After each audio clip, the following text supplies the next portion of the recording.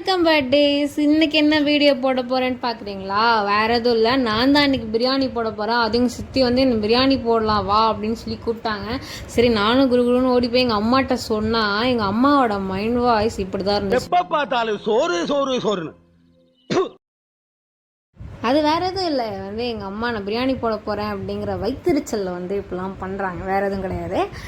அப்புறம் வந்து நான் வந்து போனோடனே வந்து சட்டிலாம் எடுத்து அதில் வந்து சிக்கன்லாம் கழுவி எடுத்துக்கிட்டு அதில் வந்து கொஞ்சமாக garam masala, chicken masala, colour powder, கொஞ்சமாக உப்பு, மஞ்சத்தூள், அப்புறம் வந்து சிக்கன் மசாலா, காரத்தூள் இதெல்லாம் போட்டு நல்லா பெசரி அதை வந்து அடுப்பில் போட்டு நல்லா வந்து கிண்டி விட்டுட்டு இருந்தேன். அதுக்கப்புறம் பிரியாணி ப்ராசஸ் போயிடலாம் அப்படின்னு சொல்லிட்டு தேவையான அளவுக்கு எண்ணெயும் அதில் வந்துட்டு கொஞ்சமாக நெய், அப்புறம் வந்து பச்சை மிளகா, அப்புறம் வந்து அந்த ஸ்பைசஸ்லாம் ஆட் பண்ணிவிட்டு அப்புறம் தேவையான அளவுக்கு வெங்காயம் நிறையா கட் பண்ணி அதையும் நான் ஆட் பண்ணியிருந்தேன். நான் வந்து ஒரு படிக்கிட்ட தான் வந்து போடப்படாது, ரொம்ப மினிமமாக. ஏன்னா வந்து நான் பண்ணுறேன்ல, ஸோ இது வந்து நீங்கள் மெயினாக எடுத்துக்காதீங்க, ஜஸ்ட் வந்து ஃபன்னாக எடுத்துக்கோங்க.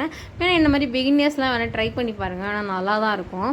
நான் பண்ண வயசு எனக்கே பிடிச்சிருந்துச்சு, டேஸ்ட் வைஸ் நல்லா தான் இருந்துச்சு. சரி வாங்க நம்ம வந்து வீடியோக்குள்ளே போகலாம். அப்புறம் வந்து பார்த்திங்கன்னா நல்லா வதங்கிடுச்சு வெங்காயமும். அதுக்கப்புறம் நான் அது கூடவே வந்து தக்காளியும் ஆட் பண்ணிட்டேன். நல்லா வதங்கணும், வந்து நல்லா இந்த மாதிரி நல்லா கிண்டி விட்டுக்கோங்க. பிரியாணி செய்யறதுக்குலாம் ஒரு ப்ரொசீஜர் இருக்குது. நான் வந்து எங்கள் அம்மாட்ட தான் கற்றுக்கிட்டேன். எங்கள் அம்மா வந்து பிரியாணிஸ் போடக்குள்ளெல்லாம் நான் தான் உட்காந்து கிண்டி விட்டுட்ருப்பேன். ஸோ அதெல்லாம் பார்த்து வந்து எனக்கு வந்து மனப்பாடம் ஆகிடுச்சு. அதுக்கப்புறம் வந்து அதில் வந்து தேவையான அளவுக்கு இஞ்சி பூண்டு ஆட் பண்ணிக்கலாம். இஞ்சி பூண்டு வந்து நல்லா ஆட் பண்ணிக்கோங்க, நிறையாவே ஆட் பண்ணிக்கோங்க. ஏன்னா அப்போ வந்து வாசனையாக இருக்கும் இல்லையா, பிரியாணிக்கு வந்து அதோட வாசனை தான் வந்து ஹைலைட்டே என்ன கேட்டால். அதுக்கு வந்து நம்ம நிறையா வந்து இஞ்சி பூண்டெல்லாம் ஆட் பண்ணிக்கணும். நடுவில் வேறு இந்த குட்டிஸ் தொல்லைங்க வேறு தாங்க முடியல. அப்புறம் வந்து நடுவில் டிஸ்டர்பன்ஸ்லாம் இருந்துச்சு, அதெல்லாமே விளக்கி விட்டுட்டு நான் பாட்டுக்கு பிரியாணிலாம் பண்ண ஆரம்பிச்சிட்டேன். அதுக்கப்புறம் என் தம்பியை விலாக் எடுக்கிறதுக்காட்டி ஐயோ சாவடிச்சிட்டான் ப்ரோ என்னைய. அதுக்கப்புறம் நான் என்ன பண்ணேன், வழக்கம் போல் எல்லாத்தையும் கிண்டி விட்டாமா, நல்லா கிண்டி விட்டு கொஞ்ச நேரம் அது வந்து அந்த மசாலாலாம் இதாகணும் இல்லையா, ஸோ அதுக்காக வந்து அது விட்டாச்சு. அதுக்கப்புறம் வந்து புதினா கொத்தமல்லி வந்து அதில் ஆட் பண்ணிவிட்டு அதை வந்து கொஞ்சம் இலையெல்லாம் எடுத்து வச்சுக்கிட்டு நல்லா அந்த புதினாவெல்லாம் நல்லா வாஷ் பண்ணி எடுத்துக்கிட்டேன். அதையுமே நல்லா அதில் போட்டு நல்லா கிண்டி விட்டுக்கோங்க. அந்த இலை வந்து நல்லா இதாகணும், மாதிரி சுருங்கி போகணும், அந்தளவுக்கு நல்லா வந்து கிண்டி விட்டுக்கோங்க. அதுக்கு மேலே வந்து நம்ம தயிர் யூஸ் பண்ணிக்கலாம். அதுக்கப்புறம் நான் வந்து ஒரு பேஸ்ட் ஒன்று எங்கள் அம்மா வந்து எப்போவுமே செய்கிற ஒரு டிஷ் இது. அதில் வந்து இந்த மாதிரி வந்து பேஸ்ட்லாம் போட்டோம்னா இன்னும் டேஸ்ட் அதிகமாக இருக்குன்னு சொல்லுவாங்க. சரி நானும் ட்ரை பண்ணுவோமேன்னு சொல்லிட்டு அதில் வந்து மிளகு, சீரகம், புதினா, பச்சை மிளகா மட்டும் போட்டு நல்லா குறப்பாக அரைச்சி எடுத்துக்கிட்டேன்.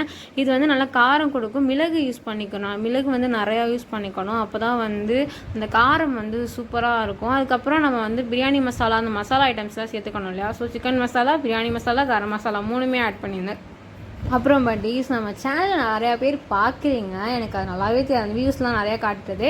பட் யாரும் சப்ஸ்கிரைப் பண்ண மாட்டேங்க. எனக்காக ஒரே ஒரு சப்ஸ்கிரைப் மட்டும் பண்ணிவிட்டு நம்ம வீடியோக்கு லைக் போட்டுருங்க. லைக் போடலனா கூட பரவாயில்ல, ஒரு சப்ஸ்கிரைபை போட்டுட்டு உங்கள் ஃப்ரெண்ட்ஸுக்கெல்லாம் நம்ம வீடியோ கொஞ்சம் ஷேர் பண்ணிவிடுங்க.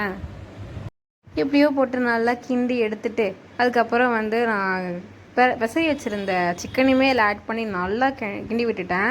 இந்த மாதிரிக்கு நல்லா வந்து மிக்ஸ் ஆகிற மாதிரிக்க ஒன்று போல் மசாலா வர மாதிரிக்க நானும் நல்லா சமைக்கிறேன். இல்லை நமக்குள்ளே இப்படி தரம் இருக்க போல். என்ன கேட்டால் என் அம்மா தான் எனக்கு வந்து குருவே